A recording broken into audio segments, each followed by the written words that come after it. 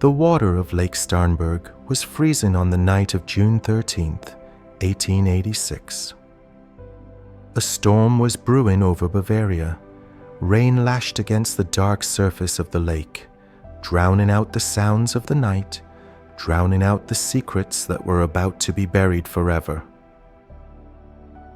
Just before midnight, a frantic search party saw something floating in the shallow water near the shore. They raised their lanterns, cutting through the gloom. The light revealed a scene of horror. 2 bodies. One was Dr. Bernhard von Gudden, a famous psychiatrist. His face was bruised, his fingernails were broken, his neck showed clear signs of strangulation. The other body was the king. Ludwig II, the fairy tale king, the man who dreamed of castles in the air. He was floating face down in waist-deep water, dead. His pocket watch, found later in his coat, had stopped at exactly 6:54 p.m. There was no water in his lungs, no bullet wound, no witness. To this day, the House of Wittelsbach keeps the files sealed. It remains one of history's greatest unsolved mysteries. Was it suicide, as the official records claim? Was it a desperate accident? Or was it the final act of a perfectly orchestrated state assassination? This is not a story about architecture. This is not a travel guide to a Disney castle. This is a story of a lonely boy who built a wall of stone to keep the cruel world out, only to find himself trapped inside with his own demons. To understand the death, we must understand the life that preceded it. Ludwig was born into a world of velvet and ice at Nymphenburg Palace in 1845. He was a crown prince, the golden child of the Wittelsbach dynasty, a family that had ruled Bavaria for 700 years. But the gold was cold. His father, King Maximilian, was a distant intellectual man who saw Ludwig not as a son, but as a successor. He believed in discipline above affection. His mother, Queen Marie of Prussia, was equally detached. She once described her own son as having a strange disposition. Ludwig's childhood was a brutal regime. Up at 5 a.m., lessons in French, Latin, history, and military strategy until dusk. If he dropped a book, he was caned. If he showed emotion, he was ignored. He was often starved of money, forced to buy gifts for his parents with his own meager allowance, only to have those gifts rejected. Ludwig learned early that the real world was a place of pain and rejection. So, he escaped. He retreated into the only place where he felt safe, his own imagination. He devoured legends of Germanic knights, of dragons and holy grails. He became obsessed with the Knight of the Swan, Lohengrin, a mythical hero who arrives on a boat pulled by a white swan to save the innocent. Ludwig didn't just admire Lohengrin, he became him. He began to dress up in costumes. He acted out plays in the empty, echoing halls of the palace. He was building a shield of fantasy to protect his fragile heart from a reality that felt too sharp to touch. But fantasy cannot stop the march of destiny. In 1864, King Maximilian died suddenly. Ludwig was only 18 years old. He was strikingly beautiful, tall with wavy dark hair and burning blue eyes. The people of Munich cheered him as the Apollo of Bavaria. He ascended the throne amidst falling flowers and ringing bells. But inside, the young boy was terrified. He wrote to a friend, "I have become king too early. I have not learned enough. I am just a shadow on a throne." The tragedy of Ludwig is that he was a poet forced to be a politician. 2 years into his reign, the nightmare arrived, the Austro-Prussian War of 1866. Ludwig hated war.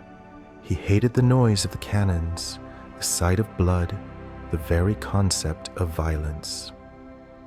While his ministers debated artillery and supply lines, Ludwig wanted to discuss the operas of Richard Wagner. But a king cannot choose peace when his neighbors choose war. Against his will, he signed the mobilization orders.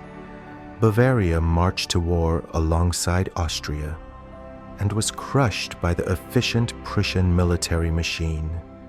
In a matter of weeks, the kingdom was humiliated. Bavaria lost its independence, becoming a servant state to the mighty Prussian Empire. For Ludwig, this was the death of his soul. He realized he was merely a puppet king, a monarch with a crown but no power. He could sign papers, but he could not decide the fate of his own country. The real world had betrayed him once again. And so, he made a decision that would change the landscape of history. He turned his back on Munich. He turned his back on politics. He decided that if he could not rule a real kingdom, he would build a fake one, a kingdom where he was the absolute master, a kingdom of stone. He wrote to his idol, the composer Richard Wagner. Their relationship was intense, obsessive, and deeply one-sided. Ludwig worshipped Wagner as a god. In a feverish letter, he outlined his vision. "It is my intention to rebuild the old castle ruin of Hohenschwangau in the authentic style of the old German knightly castles. It will be a temple." Neuschwanstein was born not from joy, but from a desperate need to hide. Perched on a rugged cliff, defying gravity and logic, the castle began to rise. It is important to understand that this was not designed by an architect.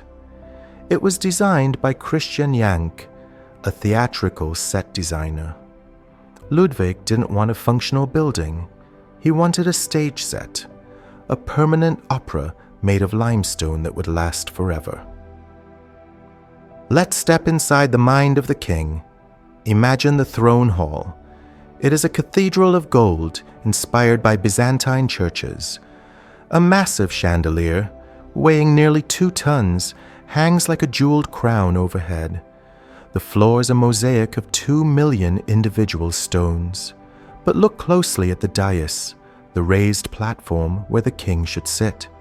There are steps leading up to nothing. There is no throne. Ludwig died before it could be installed. The hall stands today as a magnificent temple to a missing god. Then, there is the paradox of technology.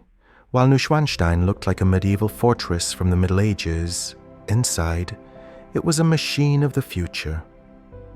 Ludwig installed the very latest inventions: central heating, running warm water, automatic flushing toilets, and an electric bell system to summon servants. He wanted the illusion of the past, but the comfort of the future. And the strangest room of all, the grotto, an artificial cave built on the 3rd floor of the palace. Imagine a room with walls made of canvas and plaster to look like rock, complete with a functioning waterfall and colored lights powered by one of Germany's first dynamos. Here, Ludwig would sit for hours, listening to Wagner's music, pretending he was in the mythical mountains of the Tannhäuser Opera. Outside, the real mountains watched in silence. Inside, the king lived in a box of dreams. As the towers rose, the king fell. Ludwig's withdrawal from society became absolute. He began to sleep during the day and wake at sunset. The locals whispered about him. They called him Der Mondkönig, the Moon King. He would embark on solitary sleigh rides through the Bavarian Alps in the dead of winter. Picture this. It is midnight. The The snow is falling. A golden rococo sleigh, pulled by 4 white horses with ostrich plumes on their heads, tears through the silent forest. Inside, wrapped in heavy furs, sits the lonely king. Electric lights, powered by a battery, illuminate the snow ahead of him. To the farmers watching from their windows, it must have looked like a ghost passing by. Inside the castle, his isolation grew darker. He dined alone, yet he ordered the table to be set for 4 people. He would hold long, animated conversations with his invisible guests. Who were they? They were the spirits of the past.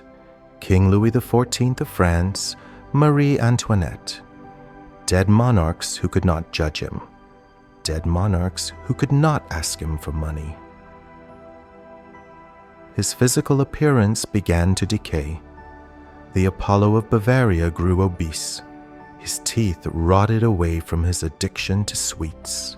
He became terrified of being seen. He established a strict rule. No servant was allowed to look at him.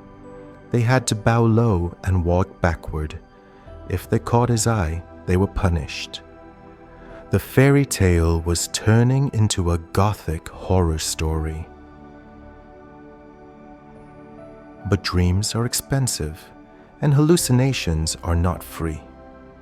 By 1885, the king was drowning, not in water, not yet, but in debt. Ludwig owed 14 million marks. He had borrowed from every royal family in Europe. He was borrowing from foreign banks just to pay the interest on previous loans. Construction on Neuschwanstein stopped. The workers were unpaid. When his ministers refused to grant him more funds, Ludwig did not listen. He threatened to fire the entire government. He threatened to switch sides and ally with Prussia's enemies. The government realized something dangerous. The king was not just eccentric. He was a liability. He was a threat to the state. A conspiracy was formed in the dark corridors of Munich. Their weapon was not a gun, but a pen. The prime minister commissioned a medical report to declare the king insane. Leading the charge was Dr. Bernhard von Gudden, the director of the Munich asylum. The report they produced was a masterpiece of fabrication. They cited his shyness. They cited his imaginary friends. They cited his excessive spending on useless buildings. They diagnosed him with paranoia. But there was one glaring problem with their diagnosis. Dr. Gudden had never examined the king.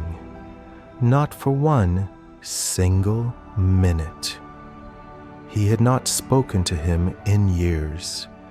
It was a medical coup d'etat. On June 10th, 1886, the trap snapped shut. A commission arrived at Neuschwanstein in the dead of night, amidst a torrential downpour.